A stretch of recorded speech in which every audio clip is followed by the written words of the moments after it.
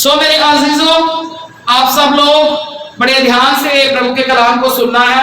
सबने अपना फोन जो है म्यूट पे ही रखना है और आराम से बस आपने सुनते जाना है। मेरे अजीजों, हमारे सेवक लोग जो हैं वो प्रभु के चुने हुए लोग हैं। एक तो हम आज ये देखेंगे, जो विश्वासी लोग हैं वो भी प्रभु के चुने हुए बेटे और बेटियां, बड़े उसके अजीज लोग हैं। प्रभु उनसे मोहब्बत करता है, वो भी चुने हुए लोग हैं। मेरे अजीजों, जब एक बच्चा स्कूल में पढ़ाई करता है तो हर बच्चे को एग्जाम, परीक्षाएं, इम्तिहान देने ही पड़ते हैं। क्या आपने कभी सुना कि कोई बच्चा स्कूल जाए और उसका इम्तिहान ना हो? सुना आपने? नहीं। तो वो एक दुनियावी स्कूल है जिसमें पढ़कर हम बड़े बड़े अफसर बनेंगे, बड़े बड़े अफसर, बड़े बड़े ओहदे हम हासिल करेंगे। कहने का मतलब है दुनिया में अच्छे से पढ़ाई करके हम लोग ऊंचे ऊंचे मुकाम पर पहुंच सकते हैं, ऊंचे ऊंचे ओहदे हम लोग हासिल करते हैं। एग्जाम दे दे के पहले नर्सरी में टीचर्स ने गोद में बैठा के पढ़ाई कराई बच्चों को। बच्चे रोते थे, खाना नहीं खाते थे, कई बार पेरेंट्स वापस ले आते थे। मतलब बहुत कुछ सहन करके बच्चे को नर्सरी में, बच्चे को स्कूल में उसको सेट करने की थोड़ी आदत डाली कि बच्चा कंफर्ट हो जाए, बच्चा स्कूल में थोड़ा उसको शौक पैदा हो। तो माँ बाप ने भी मेहनत करी और टीचर्स ने भी मेहनत करी। उसके बाद LKG, UKG, first, second, third, fourth, fifth क्लासें बढ़ती गई और आपके जो एजुकेशन लेवल था वो अप होता गया और हार्ड वर्क ज्यादा आने लगा और हमारी पढ़ाई मुश्किल होने लगी और हमारे इम्तिहान जो नर्सरी, LKG, UKG में थे अब बहुत ज्यादा मुश्किल होने लगे। मेरे अजीजों, जब आप दुनिया में पढ़ लिख कर एक डॉक्टर बनते हो, टीचर बनते हो, एडवोकेट बनते हो, अलग अलग पोजीशंस आप हासिल करते हो, कौन करते हैं? जो अपने स्कूल में मेहनत करते हैं, वो लोग मुकाम को हासिल करते हैं। अब दुनिया में कुछ बनने के लिए आप कितनी मेहनत करते हो, तो सेम इसी तरह हम अपने खुदाबंद खुदा में अपने खुदा की बादशाही को हासिल करें, अपने खुदा के बेटे और बेटियां बन जाएं, उसकी संतान बन जाएं, उसके सारे हक अख्तियार हमें मिल जाएं। उसके लिए भी हमें मेहनत करने की जरूरत है। उसके लिए हमें रूहानी स्कूल में आने की जरूरत है। हर रविवार को हमें चर्च आने की जरूरत है। हमें खुदा का कलाम सुनने की जरूरत है। कलाम सुनकर हमें उस पर अमल करने की जरूरत है। मेरे अजीजों, हो ही नहीं सकता कि आपके इम्तिहान ना आए। जो सेवक आपको बोलते हैं कि आपने बपतिस्मा ले लिया है, आप एक अच्छे विश्वासी बन गए हो, अब आपको बुखार नहीं चढ़ना, अब आपको कोई मुश्किल नहीं होनी, अब आपने तंदुरुस्त रहना है, कुछ नहीं होना आपको, तो सरासर गलत है। हम सब शरीर में हैं, हमारे शरीर में दुख, कष्ट, बीमारियां, परेशानियां आ सकती हैं, आना स्वाभाविक है, ये हमारी जिंदगी का हिस्सा है, ये आते जाते रहेंगे।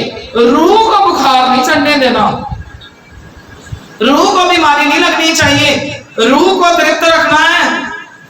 अपनी रूह को, इस आत्मा को उस आत्मा के साथ आपने जोड़कर रखना है, अलग नहीं होने देना है।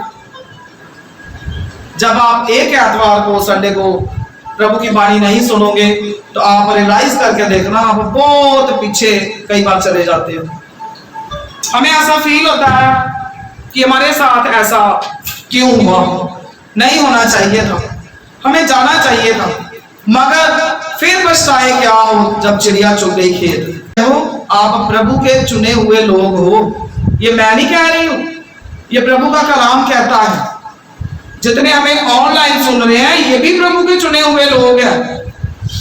ऐਵੇਂ ना सोच लेना हम अपनी मर्जी से आते हैं, नहीं, आप अपनी मर्जी से नहीं आते हो, आपको प्रभु लेकर आया है। प्रभु आपसे मोहब्बत करता है, अजीजों, मैं विश्वास करती हूं कि मैं भी अपने प्रभु की चुनी हुई हूं, उसके सेवक। आप भी प्रभु के चुने हुए हो, क्या आप ऐसा विश्वास करते हो? मैं विश्वास करती हूं कि मेरे प्रभु ने मुझे लाखों में चुनकर आपके बीच में खड़ा किया है। ये भी मैं नहीं कह रही, ये भी खुदा के कलाम में लिखा है कि खुदा ने लाखों में खुदा चुनाव करता है, लाखों में चुनाव करता है, फिर खुदा अपना सेवक खड़ा करता है। तो जो सेवक लोग हैं वो कोई मामूली नहीं है कि हम उनको ऐसे ही समझ लें। वो लाखों में चुने हुए हैं, लाखों में। और आप जितने बैठे हो ना, आप भी अपने आप को मामूली ना समझो। आप भी इस दुनिया की भीड़ में से आप चुने हुए लोग हो। तो बस आज का जो हमारा विषय है वो यही है कि मेरे प्रभु ने मुझे चुना है। आपने ऐसा विश्वास करना है। मैं विश्वास करती हूं मेरे प्रभु ने मुझे चुना है। मैं थोड़ी सी अपनी टेस्टामनी दूंगी। वाकई मेरे प्रभु ने मुझे चुना है। और लोगों ने, जब मैं एकदम से प्रभु ने मेरे जीवन को बदल दिया और मेरी लुक चेंज हो गई, मेरा पहरावा चेंज, सारा टोटली मेरा पहरावा चेंज हो गया। मैंने अपना सारा कारोबार छोड़ दिया, सारा कुछ छोड़ दिया, तो कई लोगों ने बहुत बातें भी बनाई। मेरे अजीजों, हम हर एक की चॉइस नहीं बन सकते, हर एक की चॉइस नहीं हम बन सकते। हम सेवक लोग या हम विश्वासी लोग, हम उन लोगों की चॉइस बन सकते हैं जिन लोगों को प्रभु ने हमारे लिए रखा है। दूसरे लोग हमारा विरोध करेंगे। आप अपने आप को देखो, क्या आप सबकी चॉइस बन गए? आपके रिलेटिव, आपके रिश्तेदार, आपके फ्रेंड सर्कल में सब तो नहीं आपको चंगा बोलते होंगे। हम हर एक की चॉइस नहीं बन सकते कभी भी। आप कपड़ा खरीदने जाते हो, क्या आपको सारे सूट पसंद आ जाते हैं? नहीं। क्या सारे सूट आपकी चॉइस बन जाते हैं? आपको वो सूट पसंद आता है जो आपके लिए बना है। हालेलुया। मेरे खुदा ने मुझे जिन रूहों के लिए खड़ा किया है, जिन रूहों के लिए नाजुक्त किया है, मैं जानती हूं मैं उन लोगों की पसंद हूं। वो लोग, कई लोग ऐसे हैं जो ऑनलाइन इंतजार करते रहते हैं कि हमने अपनी सिस्टर की आवाज सुननी है। मैं कोई बहुत बड़ा, मेरा ऊंचा कोई मुकाम नहीं है, मैं कोई बहुत ज्यादा ज्ञानी नहीं हूं, बहुत बड़े बड़े सेवक आप सब लोग मेरे से ऊपर हो, मगर मैं विश्वास करती हूं मेरे परमेश्वर ने मुझे और आपको चुना है। अजीजों, आपका कोई पहनावा बदल सकता है, आपके कोई शूज बदल सकता है, आप किसी की नकल करके उसके जैसा बन सकते हो, बनने की कोशिश में लग जाओगे, आप किसी के जैसा बोलने की कोशिश कर सकते हो, मगर आपका अंदर भी कोई भी बदल सकता है। मेरे परमेश्वर ने मुझे अंदर से बदल दिया।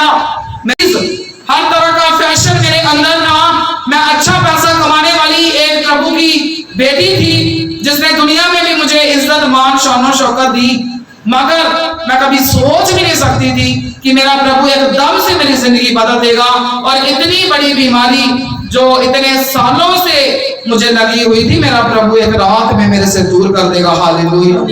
मेरे अजीजों, मेरे परमेश्वर ने एक ही रात मुझे दर्शन दिया और उस दिन के बाद जहां मैं 17-18 टैबलेट मैं दिन में खाती थी, मेरे परमेश्वर ने अगले दिन से ही मुझे कोई भी दवाई ब्रेन की खाने के लिए ऐसा मेरी जिंदगी में समा नहीं है। मैं अपने प्रभु का धन्यवाद करती हूँ। और मेरे अजीजों, हमारा विषय है कि हमने विश्वास करना है कि हम प्रभु के चुने हुए लोग हैं। सो मैं पढ़ना चाहूंगी, मैं प्रभु के कलाम से ही बात करूंगी कि वाकई मेरे परमेश्वर ने मुझे चुना है और आपको चुना है। हम पढ़ेंगे नीति वचन, कहावता पंजाबी में, देन इंग्लिश में प्रोवर्ब्स, इसका 16 अध्याय और इसका 20 वचन मैं आपके साथ जरूर शेयर करना चाहूंगी।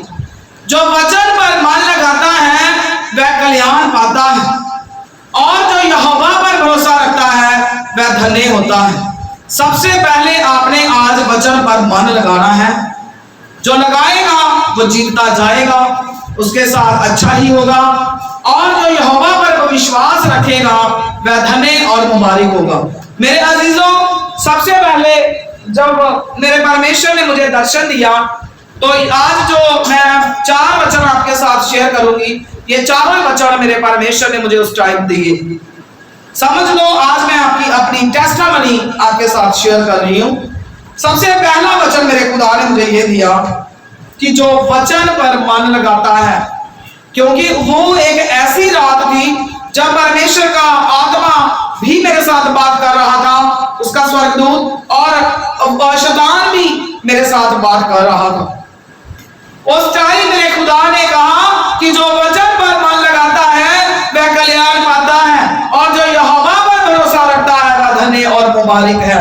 मेरे अजीजों, उस टाइम जो प्रभु के स्वर्गदूत ने मेरे साथ बात करी, मुझे दर्शन दिया, तो मेरे अजीजों मैंने अपने खुदा के कलाम पर विश्वास किया, मैंने उसकी आवाज को पहचाना।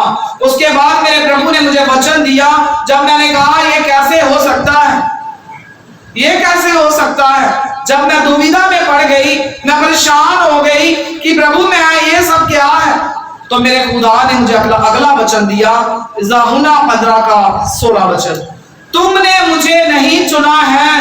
मेरे परमेश्वर ने कहा, मेरी बेटी तुमने मुझे नहीं चुना है, मैंने तुम्हें चुना है। तू क्यों घबरा रही है, तू क्यों चिंता में है, तू क्यों बोझ ले रही है, तूने मुझे थोड़ी चुना है, मैंने तुझे चुना है। आप पढ़ सकते हो ज़हूना 15 का 16 वचन।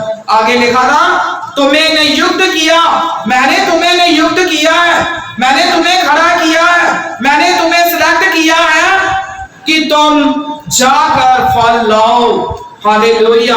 मेरे परमेश्वर ने कहा, तूने मुझे नहीं चुना है, मैंने तुम्हें चुना है, मैंने तुम्हें सिलेक्ट किया है लाखों में से, मैंने तुम्हें नियुक्त किया है, मैंने तुम्हें इसलिए चुना है कि तुम जाओ और जाकर फल लेके आओ, और तुम्हारा फल बना रहे कि तुम मेरे नाम से जो कुछ पिता से मांगो वह तुम्हें मिल जाए। हालेलुया। मेरे अजीजों, विश्वास करना ये मेरे जीवन की गवाही है, ये मेरे जीवन की गवाही है। प्रभु ने मुझे अगर कहा था ना कि तुम जाकर फल लाओ, तो सचमुच मेरे परमेश्वर ने जितने भी लोग यहाँ पर बैठे हैं, जहां जहां पर मैं गई हूँ, जो भी लोग मुझे बाद में मेरी वीडियो देखेंगे, अगर ये बात झूठ है तो आप जरूर कमेंट करके बताओ मेरे अजीजों, जरूर बताओ। वाकई मेरे परमेश्वर ने 2.5-3 सालों से जहां जहां पर मेरा परमेश्वर मुझे लेकर गया, वहां वहां पर परमेश्वर का नाम ऊंचा हुआ और लोग फलदार हुए। हालेलुया। कितनी बहनें थी जिनको परमेश्वर ने औलाद बख्शी। हालेलुया। कितने बीमार लोग थे जिनको परमेश्वर ने चंगा किया। मेरे अंदर ऐसी कोई खूबी लियाकत नहीं है, मगर परमेश्वर ने कहा, मैंने तुझे नियुक्त किया है, तुम जाओ और जाकर फल लेके आओ। मेरे अजीजों, सचमुच मेरा परमेश्वर मुझे जहां जहां लेकर गया, मेरे खुदा ने मुझे बहुत ध्यान से इस्तेमाल किया। मेरे अजीजों, आप विश्वास करना, वाकई मैं अपने प्रभु की चुनी हुई हूं, मैं ये विश्वास करती हूं। आप भी जितनी जल्दी विश्वास कर लोगे आपके लिए ये भला है, क्योंकि जब मूसा को लोग बोलते थे, बुड़बुड़ाते थे, तो परमेश्वर ने उन लोगों को, इस्राएली लोगों को बोला, क्या तुम लोगों को डर नहीं लगता है कि ये मेरा चुना हुआ है? आप क्यों बातें करते हो? आपको नहीं करनी चाहिए, तुम्हारा फल बना रहे। अजीजों, मैं इसका भी जवाब दे सकती हूँ। हमारी बहन मोनिका शायद इस टाइम मेरी आवाज को सुन रहे हैं, अगर नहीं तो उनके कुछ और फैमिली मेंबर्स हैं, वो मेरे साथ ऑनलाइन हैं, वो सुन रहे हैं। मेरे अजीजों, फल लाओ, फल बना रहे। बहन मोनिका ने दुआ करवाई। मेरे अजीजों, उनके कोई बच्चा नहीं था, 4-5 साल मैरिज को हो गए थे, तो उनको मैंने बोला, प्रभु पर विश्वास करो, मेरी बहन वो आपको दे सकता है। मेरे अजीजों, प्रभु ने उसके ऊपर रहमत कर दी, उसको बच्चा दिया। जब उसको 6th मंथ लगा हुआ था तो उसका बच्चा जो था वो पेट में डेड हो गया। और उस टाइम यहाँ पर फास्टिंग प्रेयर चल रही थी। उसने मुझे फोन किया, डॉक्टर ने बोला अभी इसका ऑपरेशन करवाओ, मगर उसने बोला नहीं डॉक्टर साहब, मुझे एक बार अपनी सिस्टर से बात करने दो। उस टाइम मैं फास्टिंग प्रेयर में थी, उसका मुझे कॉल आया, उसने बोला सिस्टर जी, मुझे डॉक्टर ने ऐसा बोला है। वो रो रही थी, मेरे मुंह से एकदम से निकला, मैं अपने प्रभु पर विश्वास करके उसको बोल दिया कि बहन ये कैसे हो सकता है, ये बच्चा तुझे खुदा ने दिया है, ये ऐसे नहीं हो सकता है। मेरी बहन तुमने ऐसा कदम नहीं उठाना है, तुम मंडे को जाओ। उस दिन शायद वीरवार या शुक्रवार का दिन था। मैंने बोला 2-3 दिन आप वेट करो, उसके बाद आप मंडे को जाओ और जाकर आप दोबारा से स्कैन करो, आपका बच्चा जीवित होगा। मेरे अजीजों, प्रभु ने कहा तू जा और जाकर फल ला और तेरा फल बना रहे। मेरे अजीजों, हम लोग उनसे मिले, उनके पास गए, वहां पर प्रभु ने उनको फलदार किया। फलदार ही नहीं किया, वो फल भी बना रहा। हालेलुया। और ये गवाही मेरे जीवन में मेरे परमेश्वर ने पूरी करी कि तुम मेरे नाम से जो कुछ पिता से मांगो वह तुम्हें देगा। मेरे अजीजों, विश्वास करना आज तक मेरे परमेश्वर ने जो मैं अपने परमेश्वर पर विश्वास करके ईमान रख के मांगा, प्रभु ने दे दिया। हालेलुया। अजीजों, उस दिन जो मेरे परमेश्वर ने मेरे साथ बात करी वो आज तक पूरी हो रही है। मेरे खुदा ने कहा तुमने थोड़ी मुझे चुना, मैंने तुझे चुना, मैंने तुझे लाखों में से नियुक्त किया, तुझे सिलेक्ट किया है। जैसे आप लोग मंत्री सिलेक्ट करते हो ना, वोट्स डाल के करते हो ना, तो आप एक मंत्री बनाते हो, सिलेक्शन करते हो। सेम ऐसे ही हमारा परमेश्वर लाखों में अपना सेवक जो है वो नियुक्त करता है, चुनता है। तो ये कलाम मेरी जिंदगी में खुदा ने तब से लेकर अब तक मेरा खुदा पूरा कर रहा है। और मैं विश्वास करती हूं कि प्रभु की आमद तक ये कलाम, जब तक मैं इस धरती पर, जमीन पर हूं, मेरा खुदा ऐसा ही करेगा, बल्कि इससे बढ़कर प्रभु मुझे आने वाले दिनों में इस्तेमाल करेगा। रात को हम दुआ कर रहे थे मेरे अजीजों, हमारी ऑनलाइन मीटिंग चल रही थी। समय जब बीत गया, वचन सुनाते सुनाते, विश्वास करना मुझे नहीं पता चला मैं क्या बोल रही हूँ, क्या मैं मतलब क्या आत्मा बात कर रहा है आपके साथ, मगर मैं देख रही थी कि खुदा मुझे बहुत कुछ दिखा रहा था, मगर धुंधला धुंधला मुझे दिख रहा था। और मेरे प्रभु के आत्मा ने मुझे गाइड किया और मेरे परमेश्वर ने मुझे ये रियलाइज करवाया कि तू मेरी चुनी हुई बेटी है, तुझे मैंने नियुक्त किया है। आने वाले दिनों में मैं तुझे ऐसे ऐसे वरदानों से तृप्त करूंगा कि वो वरदान तेरे आसपास किसी के पास नहीं होंगे। हालेलुया। आए मेरे अजीजों, मेरा खुदा बहुत ध्यान से, उसके 12 चेले थे, मगर उसने हर एक को अलग अलग रेपुटेशन दी, हर एक को उसने अलग अलग इस्तेमाल किया, अलग अलग उनके पास वरदान थे। पौलुस जो था, उसके कपड़े को जब लोग अपने साथ लगा लेते थे तो लोगों की बीमारियां चली जाती थी। इस दुनिया में हजारों लाखों ऐसे सेवक आए जिनके मुंह से आग निकलती थी, जो ऐसे बैठे बैठे सब कुछ बोल देते थे। मेरे अजीजों, आप आने वाले दिनों में अपने परमेश्वर की कुदरत को देखोगे, उसके जलाल को देखोगे, उसकी महिमा को देखोगे। आप देखोगे जो लोग कहते थे ये एक औरत है, वो लोगों के सिर शर्मिंदगी से नीचे हो जाएंगे। वो लोग फिर सोचेंगे कि ये सब चीजें जो एक मेल पास्टर के पास नहीं थी, वो इस फीमेल सेवक के अंदर खुदा ने मुहैया करके रखी। हालेलुया। जो लोग इस आवाज को सुनेंगे, इस आवाज के बीच में से अपने खुदा की आवाज को सुनेंगे, वो लोग बरकतें पाएंगे। हालेलुया। ये समा ज्यादा दूर नहीं है, ये समा बहुत नजदीक है। प्रभु आपको बड़ी बड़ी बरकतें देने वाला है। आपको घबराने की, चिंता करने की, टेंशन लेने की जरूरत नहीं है मेरे अजीजों। बस विश्वास करने की जरूरत है कि हम अपने प्रभु के चुने हुए लोग हैं। मेरे ना कोई किसी को ऐसा बना सकता है। मेरे अजीजों, ये खुदा सब कुछ कर सकता है। औरत को कमजोर ना समझो आप, औरत बहुत ताकतवर है। अगर एक औरत ताकतवर ना होती तो वो अपने प्रभु यीशु मसीह को जन्म कभी ना देती। मरियम ने प्रभु यीशु मसीह को जन्म दिया, इस दुनिया में लेके आई, ताकि उसके द्वारा हजारों लाखों बल्कि पूरा जगत बच सके।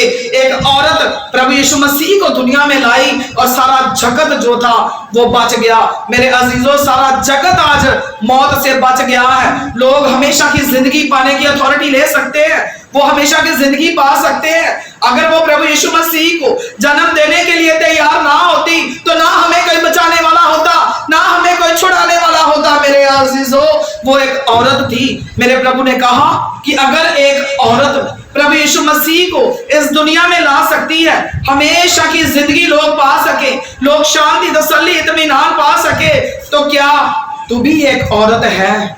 क्या तू जो रूहें हैं मेरे फजल के द्वारा उन रूहों को नहीं बचा सकती? हालेलुया। मेरे परमेश्वर ने मुझे ये जवाब दिया। मेरे अजीजों, आज दुनिया में देखो कितने बड़े बड़े सेवक, कितने बड़े बड़े संत, कितने बड़े बड़े धर्मी लोग इस दुनिया में पैदा हुए हैं। उनको किसने पैदा किया है? एक औरत ने उसको पैदा किया है। औरत को समझो, औरत बहुत ताकतवर है, औरत मजबूत है, औरत के पास बहुत बड़ा दिल है, सहन करने की ताकत है, औरत बहुत कुछ सहन कर सकती है। औरत अपने प्रभु के लिए कायम रह सकती है। कहीं ना कहीं शायद कोई और नहीं रह सकता था। मेरे परमेश्वर जानते थे, इसीलिए उसने एक औरत की सिलेक्शन करी।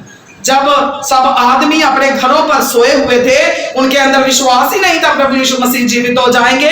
उस समय औरतों के अंदर विश्वास था कि हमारे प्रभु यीशु मसीह जिंदा हो जाएंगे। और वो औरतें प्रभु का इंतजार करती रही और कब्र पर चली गई, वहां पर देखती रही। उनको विश्वास था, उनके अंदर इंतजार था कि हमारे प्रभु यीशु मसीह जीवित हो सकते हैं। अगर प्रभु का कोई इंतजार कर सकता है, कोई प्रभु के लिए सब्र रख सकता है, अगर कोई प्रभु का सबसे पहले प्रचार कर सकता है, तो मैं मानती हूँ एक औरत। हालेलुया। क्योंकि जब प्रभु यीशु मसीह जीवित हुए और तीसरे दिन जब मुर्दों में से जी उठे, तो सबसे पहले जो प्रचार किया वो एक औरत ने किया। हालेलुया।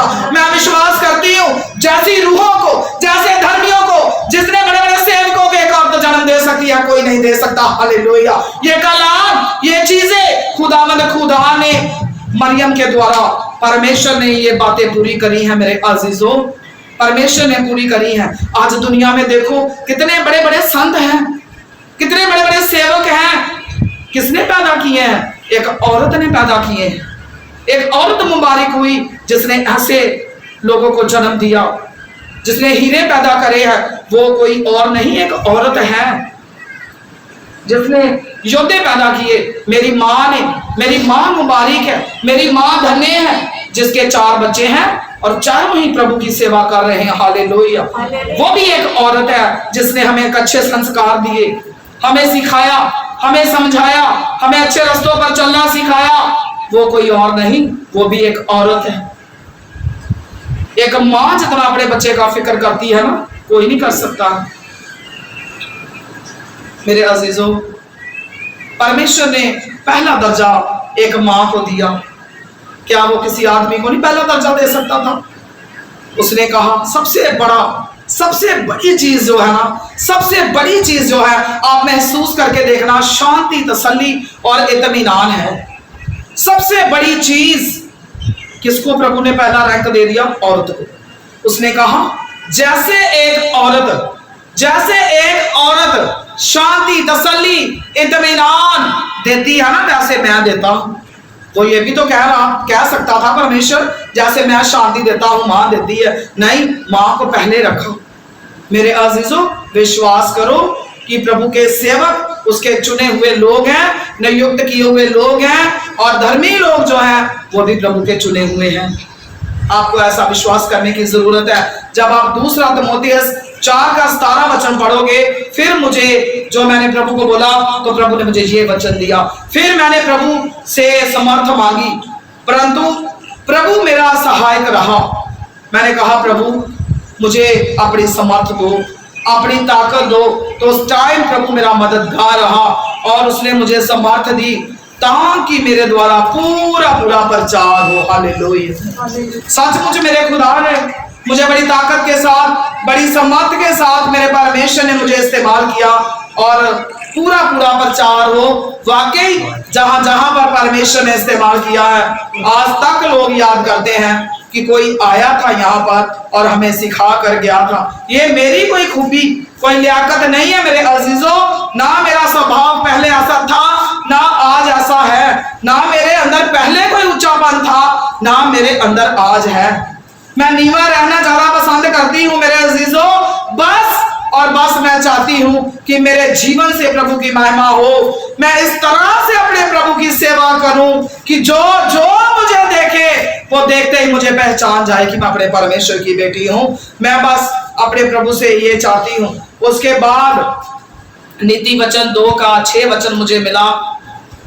ये इसका सबूत है मेरे अजीजों कि ये सारा कुछ जो जो मेरे साथ उस रात हुआ, ये मेरी कोई खूबी और लियाकत नहीं थी, ये कलाम खुदा ने मेरी जिंदगी में पूरा किया। खुदा ने बोला तुझे डरने की, घबराने की, चिंता करने की जरूरत नहीं है। पुराने अहदनामे की तरफ जाओ आप, पुराने नेम की तरफ। पुराने नेम में जो प्रभु के चहेते लोग थे, जिनसे प्रभु प्यार करता था, जिनको प्रभु ने इस्तेमाल किया, आप मुझे कोई बता सकता उनको कौन सिखाता था? उनको परमेश्वर सिखाता था। अपने प्रभु के आगे रोको। मैं अपने प्रभु के आगे रोती हूँ, मैं अपने प्रभु से मांगती हूँ, प्रभु मुझे सिखा, और वो मुझे सिखाता है। वो मुझे रोज सिखाता है कि मेरे बच्चों को ये सिखा, और मैं सिखा रही हूँ। ये मेरे अंदर कोई खूबी, कोई लियाकत नहीं है मेरे अजीजों, क्योंकि खुदा के कलाम में नीति वचन 2 का शेर में लिखा है, बुद्धि यहोवा ही देता है, ज्ञान और समझ की बातें उसी के मुंह से निकलती है। ये मेरी कोई खूबी, कोई लियाकत नहीं है। ये बुद्धि, ये समझ, ये मुंह से निकली बातें ये परमेश्वर देता है। ये मेरी कोई खूबी लियाकत नहीं है। आप कलाम से पढ़ सकते हो। आप भी जब अपने प्रभु के साथ चलोगे, ये कलाम आपकी जिंदगी में भी खुदा पूरा करेगा। मेरे अजीजों, विश्वास करना, जब हम अपने प्रभु में चलना शुरू करेंगे, जितने मेरे अजीज यहाँ पर सुन रहे हैं, जितने मुझे ऑनलाइन सुन रहे हैं, दुख, कष्ट, परीक्षाएं, इम्तिहान हमारे हो सकते हैं, मगर हमने उसमें फेल नहीं होना। हमने उन सब में मेहनत करके फर्स्ट आना है, पास नहीं होना, फर्स्ट आना है। फर्स्ट आकर फिर अगली चुनौती का सामना करना है, फिर अगली चुनौती का सामना करके मजबूती के साथ फिर उससे अगली आएगी, फिर उसके अगली का सामना करना है। घबराना नहीं है मेरे अजीजों। ये थोड़े समय के रिश्ते नाते हैं, इनके पीछे चल के अपना जीवन बर्बाद करो। हाँ, विश्वास करो, जो भी होता है आपके भले के लिए होता है। आज बुरा हो रहा है, कल को आप समझोगे कि इसमें मेरा भला था, इसमें मेरा अच्छा ही था।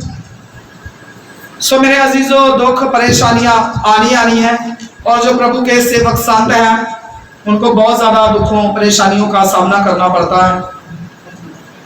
जो स्वर्ग राज है, खुदावंद, खुदा की जो बादशाही है, उसको हासिल करना, स्वर्ग को हासिल करना, सोने की सड़कों पर चलना, हर तरह का आप फ्रूट खाओगे वहां पर, हर तरह की कीमती चीजें आपको वहां पर खाने को मिलेगी, खूबसूरती से, आराम से आप वहां पर रहोगे। क्या ये मिलना आसान बात है? Very difficult. इसके लिए हमने मेहनत करनी है। सो आज मैं आपके साथ एक बहुत ही अच्छी पर्सनालिटी, जिनकी मैं स्टोरी आपके साथ शेयर करना चाहती हूँ। हो सकता आप में से जो लोग यहाँ पर हैं या ऑनलाइन हैं, आप जानते हो, मगर अच्छी बात है अगर आप जानते हो। अगर नहीं जानते हो तो आज जानना है। जो लोग सच्ची मोहब्बत करेंगे ना अपने प्रभु के साथ, सच्ची मोहब्बत, अपना तन मन अपने प्रभु के साथ जोड़ देंगे ना, उनको बहुत दुख मिलने हैं, बहुत दुख मिलेंगे, मगर उनको बहुत बड़ा सुख भी मिलेगा। ये दुख थोड़े से समय के, मगर उसके बाद सुख ही सुख मिलेगा उनको। सो मैं आपके साथ शेयर करना चाहूंगी साधु सुंदर सिंह। किस किसने नाम सुना है? Very good, God bless you. सबने सुना है, तो हो सकता है आप उनके जीवन के बारे में जानते हो। साधु सुंदर सिंह जो थे, वो एक बहुत ही ज्यादा अमीर जमींदार की औलाद थे। उनके पिता का जो नाम था वो था शेर सिंह। शेर सिंह उनके पिता का नाम था। मैं सिंह इसलिए बोल रही हूं कि वो प्रभु के नाम को बाय बर्थ नहीं जानते थे। साधु सुंदर सिंह बहुत अमीर बाप की औलाद, जिम्मेदार बाप। आपको पता, जिम्मेदार जमीन जिनके नाम पर बहुत होती है वो जिम्मेदार बोलते हैं, जिनकी बहुत ज्यादा जमीन होती है। तो आपको पता ही है जमीन की कीमत, आप समझ सकते हो। उनके पिता का नाम था शेर सिंह। उनका जन्म जो था 3 सितंबर 1889 में पंजाब के रामपुर गांव में हुआ, साधु सुंदर सिंह जी का। उनकी जो माता थी मेरे अजीजों, वो चाहती थी कि जो साधु सुंदर सिंह है ना, वो जब सुबह जल्दी उठे, उठकर अपने माथा टेकें, जा क्या लो अपनी कुर्बानी को पढ़ें या जो भी उनके धर्म की जो भी थी प्रेयर वो करें और उसमें वो बढ़ते जाए और एक बहुत ही पवित्र साधु बने। ये उनकी मां की सोच थी। मगर छोटी उम्र में ही वो हिंदू धर्म की भगवत गीता उन्होंने पढ़ना शुरू किया। उसके बाद एक मित्र की मृत्यु ने उसे पवित्र शास्त्रों को पढ़ने के लिए प्रेरित किया।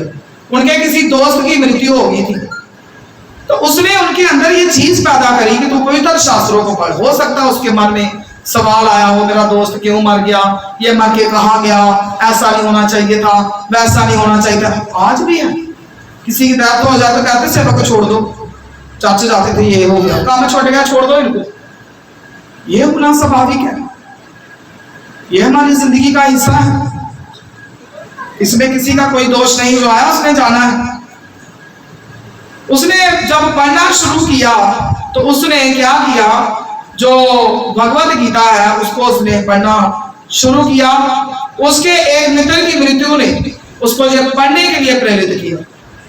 जब सब सो जाते थे तो उस समय वो धर्म शास्त्र पढ़ता था, धार्मिक किताबें होती ना वो पढ़ता था। लाइक भगवत गीता लगा लो, रामायण लगा लो, गुरु ग्रंथ साहिब जी लगा लो, और किताबें लगा लो आप, होली बुक्स जो होती है वो। फिर वो एक क्रिसमस स्कूल में पढ़ता था, साधु सुंदर सिंह। क्रिसमस नहीं, सॉरी गलत लफ्ज यूज हो गया, क्रिश्चियन स्कूल। तो वहां पर उसको मसीहत का ज्ञान हुआ। साधु सुंदर सिंह ने जो नए नियम है उसके पन्नों पर भी उसने फॉर्म डाला था, बाइबल के पन्नों। जब उसने बाइबल के बारे में उसको पता चला, वो बाइबल लेके आया तो उसको एक दिन खिंच आई और उसने जो ये न्यू टेस्टामेंट है इसके काफी ज्यादा पन्ने जो थे उसने फाड़ कर फेंक दिए। और जो मसीहत के नेता होते हैं, सेवक लोग होते हैं, उनके भी विरोध में वो खड़ा हो गया, बहुत ज्यादा उनका विरोध करने लगा। मगर जितना भी वह विरोध करता था उतना ही वह चिंता में आ जाता था, व्याकुल हो जाता था, परेशान हो जाता था। और फिर अंत में उसने बाइबल पढ़ना शुरू किया। कोई चीज थी जो उसको अंदर से आगाह करती थी कि तू इतनी किताबें पढ़ता है, चल फिर उठ बाइबल लेके आ, उसको पढ़। उसने फिर क्या किया, बाइबल पढ़ना शुरू किया। वह इतना बेचैन हो गया था कि उसने प्रार्थना की कि प्रभु मुझे शांति दे, अगर तू है तो मुझे सामने नजर आ, अगर तू है तो मुझे क्या कर, मेरे आगे प्रकट हो। उसके बाद वो कमरे में ऐसा बोल रहा था जब, तो उसको एक ज्योति दिखाई दी। जब ज्योति दिखाई दी तो उसने अपने हाथों को दिखाया, प्रभु यीशु मसीह के उसने हाथों को देखा साधु सुंदर सिंह ने। तब उसने सोच रखा था कि मैंने रेल की पटरी पर अपनी जान दे देनी है। मगर उसने कहा अगर तू है तो मुझे क्या कर, मुझे दिखाई दे। तो एक कमरा जो था जहां पर वो था ज्योति से भर गया, प्रकाश से, रोशनी से भर गया। और प्रभु यीशु मसीह ने अपना हाथ दिखाया। तो उसका जो प्लान था कि मैं पटरी पर जाना है और मर जाना है, वो टोटली उसका जो प्लान था वो चेंज हो गया। और प्रभु की आत्मा के द्वारा वो तृप्त हो गया और उसका जीवन जो था वो टोटली उस दिन उस रात बदल गया। उस समय जो साधु सुंदर सिंह थे, बहुत उनकी छोटी उम्र थी, उसके हृदय में अब सिर्फ और सिर्फ कुछ था, तो वो प्रभु यीशु मसीह का प्यार था। उसके बाद उसके पिता ने, जब उसने कहा कि मैं मसीह हूं, तो उसके पिता ने, माता ने उसको बहुत समझाया, उसको बताया कि तो इतनी जायदाद का मालिक है, इतना पैसा है, इतना सारा कुछ है, मगर उसने कहा कि नहीं, ये चीजें मेरे लिए वैल्यूएबल नहीं है। मैं जिस चीज की खोज में था वो चीज मुझे मिल गई है। उसको घर से बाहर निकाल दिया गया, उसको घर से बाहर निकाल दिया गया। और उसके घर के बाहर एक पेड़ था बहुत बड़ा, और वहां पर उसने कई रातें गुजारी। जो नौकरों को खाना देते थे उसके घर में, वो खाना जो था उसके लिए परोसा गया। कि तुझे ये खाना जो है वो तुझे खाना पड़ेगा, मगर उसने प्रभु के पीछे जाना जो था उसने नहीं छोड़ा मेरे अजीजों, और उसको एक बार घर से जहर भी दे दिया गया और वह बीमार हो गया, और प्रभु यीशु मसीह ने उसको बचा लिया और उसने उसका क्रूस उठाया और मरने पर था, मगर यीशु ने उसे अपने उपदेशों को पूरा करने के लिए बचा लिया। आज भी प्रभु के सेवकों को लोग मारना चाहते हैं, गिराना चाहते हैं, परेशान करना चाहते हैं, निराश करना चाहते हैं, दबाना चाहते हैं, मगर याद रखें वो लोग जिस काम के लिए जिसको परमेश्वर ने खड़ा किया है ना, उसको कोई दबा नहीं सकता, ना उसको कोई मार सकता है। अगर मारने की कोशिश करेगा, दबाने की कोशिश करेगा, तो खुदा उसको बचा लेगा मेरे अजीजों। ये बात साधु सुंदर की जिंदगी में पूरी हुई। अपनी बीमारी ठीक होने के बाद साधु सुंदर सिंह लुधियाना में आए।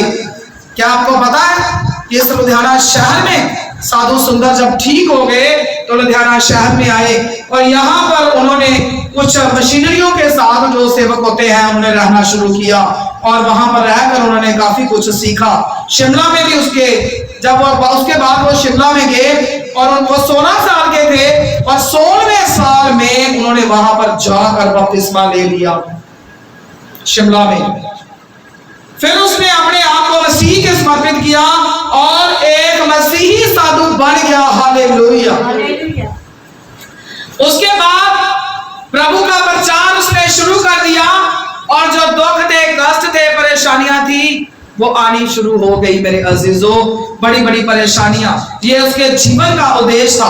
वह कहता था मुझे प्यार करने के लिए, जैसे गलातिया में लिखा ना 6:14 में, ये उसके जीवन का उद्देश्य था। वह कहता था मुझे प्यार करने के लिए जैसे प्रभु यीशु मसीह ने अपना बलिदान दिया है, वैसे मुझे भी मसीह को प्यार करने के लिए अपना बलिदान देना। हालेलुया मेरे अजीजों।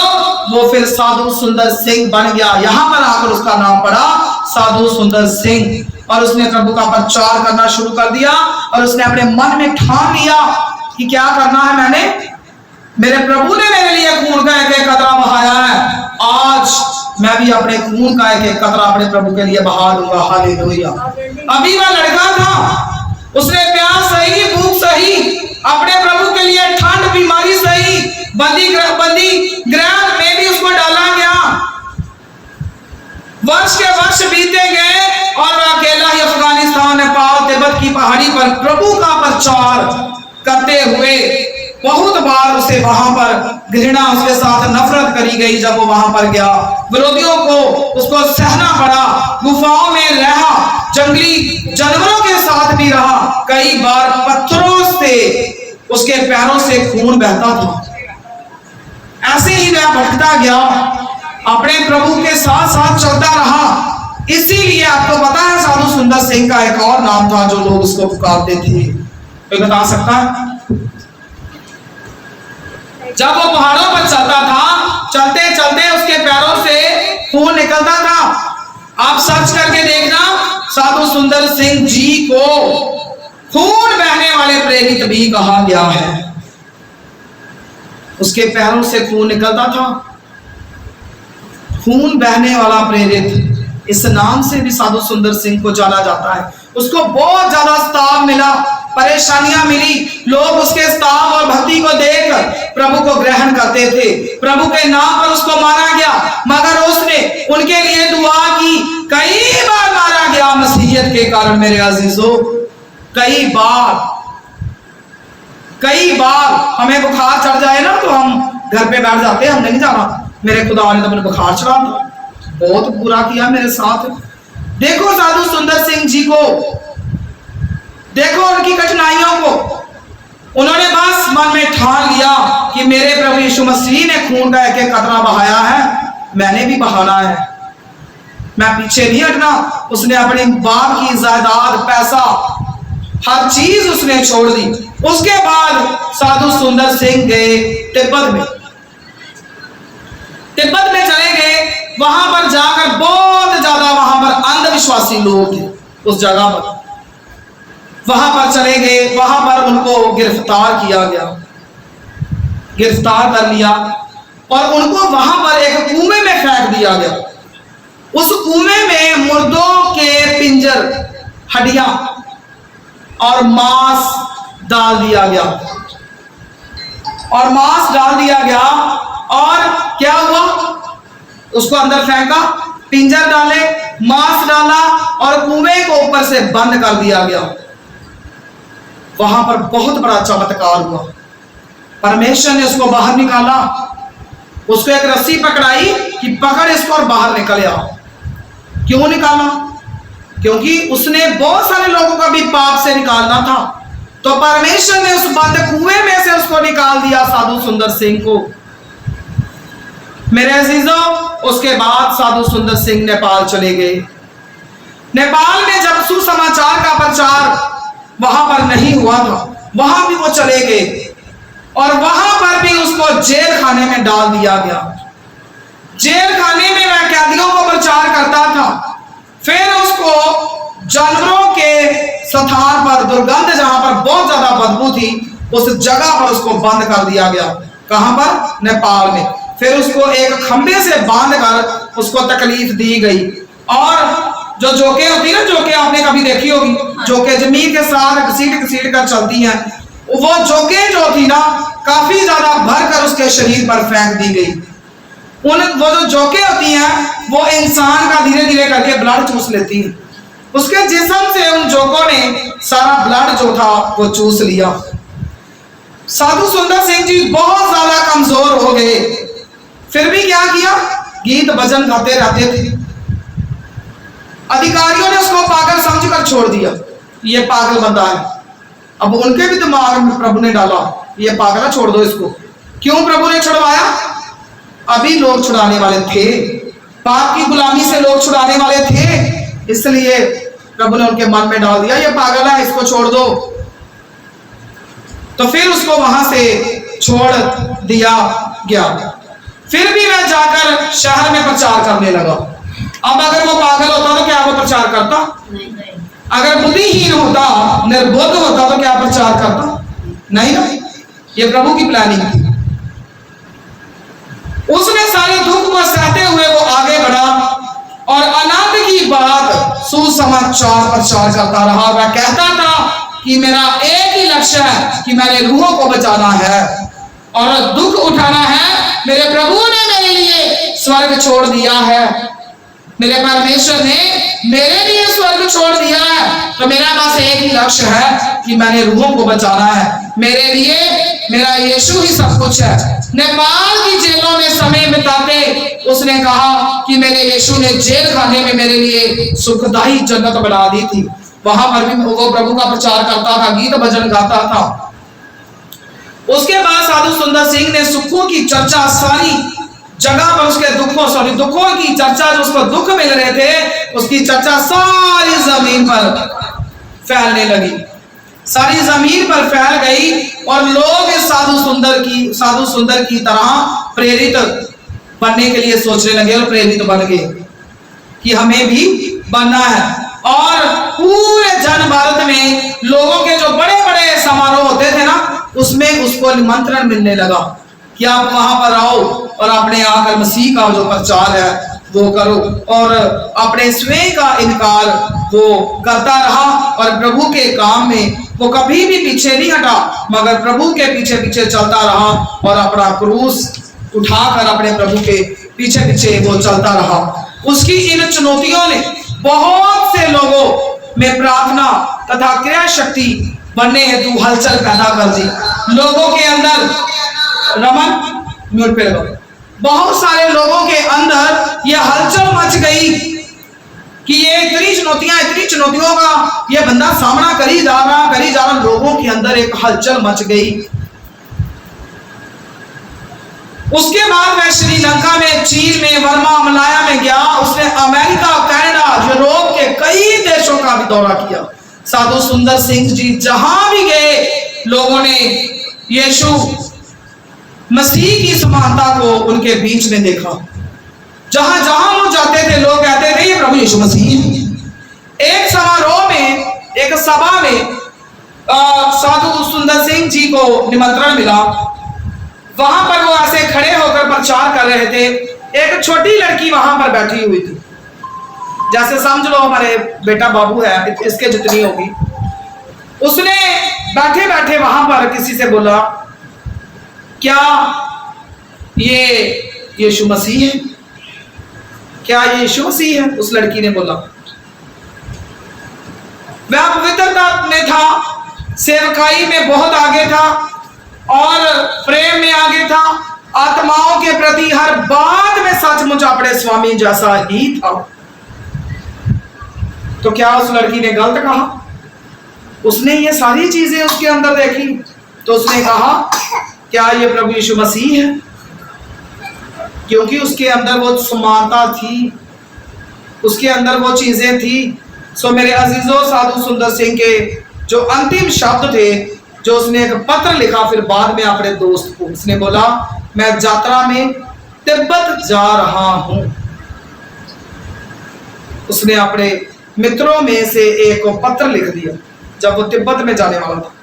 18 अप्रैल 1929 में 1929 को उसने ये पत्र लिखा और उसने कहा कि आज मैं इस तारीख को 18 अप्रैल 1929 को मैं तिब्बत जा रहा हूं। सारे खतरों, सारे जोखिमों को मैं जानता हूं, फिर भी मैं अपना कर्तव्य पूरा करने के लिए मैं वहां पर जा रहा हूं। उसने पत्र लिख दिया अपने दोस्तों में से एक दोस्त को कि ये तारीख है, ये साल है, मुझे सारा कुछ पता है, वहां पर बहुत ज्यादा दुख है, बहुत ज्यादा जोखिम है, मगर मैं जा रहा हूं, मैं अपने प्रभु की मर्जी को पूरा करने के लिए जा रहा हूं।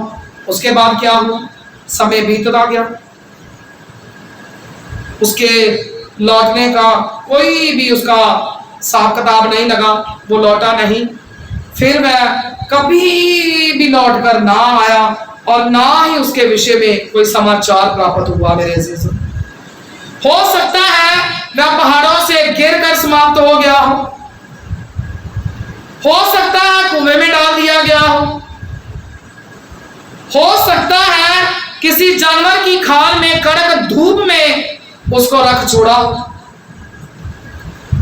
उसका अंत चाहे कैसा भी हुआ हो मेरे अजीजों, मगर ये बात पक्की है कि उसने जिंदगी का मुकुट पाया। हालेलुया। मैं ये स्टोरी, ये कहानी आपको इसलिए बताई है कि मसीही लोगों को समझने की जरूरत है। पहली बात समझनी है, मैं परमेश्वर का चुना हुआ हूं।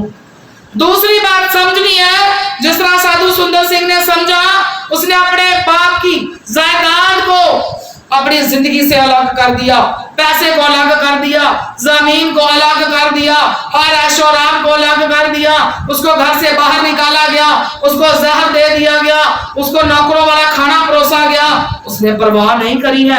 उसने क्या कहा? मेरे प्रभु ने मेरे लिए खून का एक एक कतरा बहाया है, आज मेरी बारी है, आज मेरी टर्न है, मेरे खुदा ने मुझे नियुक्त किया है, मेरे प्रभु ने मुझे चुना है, तो मैंने क्या करना है? मैंने भी अपने खून का एक एक कतरा बहाना पड़े तो अपने प्रभु के लिए बहा देना। हालेलुया। अब आप सोच कर देखो कि साधु सुंदर सिंह को आज हम नाम ले रहे हैं, याद कर रहे हैं। क्यों याद कर रहे हैं? उसने बड़ी बड़ी चुनौतियों का सामना किया, बड़े बड़े दुखों को सहन किया। इसलिए अपने अपने जीवन पर गौर करो। क्या आप सहन कर रहे हो? आपको माड़ा सा बुखार हो जाए, पेट में दर्द हो जाए, रोटी नहीं मिली एक टाइम की, तो आप पता नहीं कितना हल्ला मचा देते हो। देखो साधु सुंदर सिंह को मैं ये आपको मोटिवेट करने के लिए बता रही हूँ।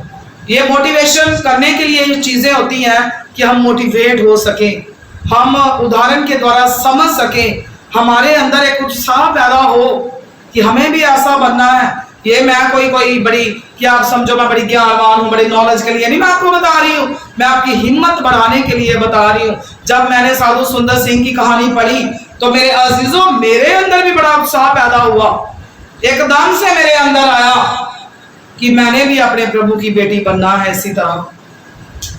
मेरे अजीजों, जब जब आप अपने प्रभु की मोहब्बत में बढ़ते जाओगे, दुनिया की मोहब्बत आपके साथ घटती जाएगी। जब जब आपकी चमक आपके प्रभु में बढ़ती जाएगी, दुनिया के लोग आपकी चमक मिटाने की कोशिश करेंगे। जब जब आपके मुंह से आपके प्रभु की स्तुति होनी शुरू हो जाएगी, प्रभु ने कहा कि तू क्या कर, प्रचार कर। क्या करना है? तेरे द्वारा प्रचार हो। यहां हमने पढ़ा था कि प्रभु मेरा सहायक रहा और मुझे समर्थ दी ताकि मेरे द्वारा पूरा पूरा प्रचार हो। जब आपके द्वारा पूरा पूरा प्रचार होना शुरू हो जाएगा तो दुनिया में भी आपके लिए उल्टा सीधा प्रचार होना शुरू हो जाएगा। लोग आपको दबने की कोशिश करेंगे। लोग कहेंगे तूने ये नहीं बोलना है, तू थम जा, तू रुक जा, तुझे हम जहां बिठाएं तू बैठ जा, तुझे हम जो बोले तू वो कर। नहीं मेरे अजीजों, कोई नहीं रोक सकता है। पानी का बहाव जब आता है ना, वो रोका नहीं जाता है। हमारे परमेश्वर की समर्थ एक पानी के बहाव से भी आगे है, ये कोई रोक नहीं सकता है। जिसको प्रभु ने जैसी सेवा दी है, प्रभु ने लेके ही छोड़नी है। हम कौन होते हैं किसी को रोकने के लिए? मेरे अजीजों, समझो, ईमान रखो, विश्वास करो, विश्वास के साथ आगे बढ़ो। ऐਵੇਂ ना हर एक को बोलना शुरू कर दो। मैं और आप जितने सुन रहे हैं, हम सब अपने प्रभु के चुने हुए लोग हैं। मेरे अजीजों, बड़ी ताकत, बड़ी सबक के साथ आगे बढ़ो। सो जो लोग विश्वास करते हैं कि मेरे प्रभु ने मुझे चुना है, मेरे प्रभु की समर्थ मेरे ऊपर काम करे, मैं जाऊं, फल लेके आऊं और वो फल बना रहे, मैं अपने प्रभु का पूरा पूरा प्रचार करूं, मेरे द्वारा बहुत सारी रूहें बच जाएं, मैं खुद भी बचूं और लोग भी बचते जाएं, मैं अपने प्रभु की रोशनी में आ जाऊं, ताकि जो जो लोग मेरे साथ मिले वो रोशन होते जाएं। वो लोग सब घुटनों पर हो जाएंगे। जो ऑनलाइन भी लोग सुन रहे हैं, वो लोग भी घुटनों पर हो जाएंगे। सब हाथ उठाकर पूरे तन और मन से अपने प्रभु की आराधना करेंगे। सब ऊंची आवाज में खुदा की तारीफ करेंगे। हम सब ऊंची आवाज में ताली बजाकर आंखों को बंद करके और हम घुटनों पर होकर सब अपने प्रभु की प्रस्तुति करेंगे और आज उसके चरणों में वादा कर लेंगे, मैं पल्ला यीशु दा कदे नहीं छड़ना। सो प्रभु के दास के साथ मिलकर हम ये भजन गाएंगे। हालेलुया। यीशु दा कदे नहीं छड़ना, जमाना पावे मेरी लत होवे, मैं पल्ला यीशु दा कदे नहीं छड़ना, जमाना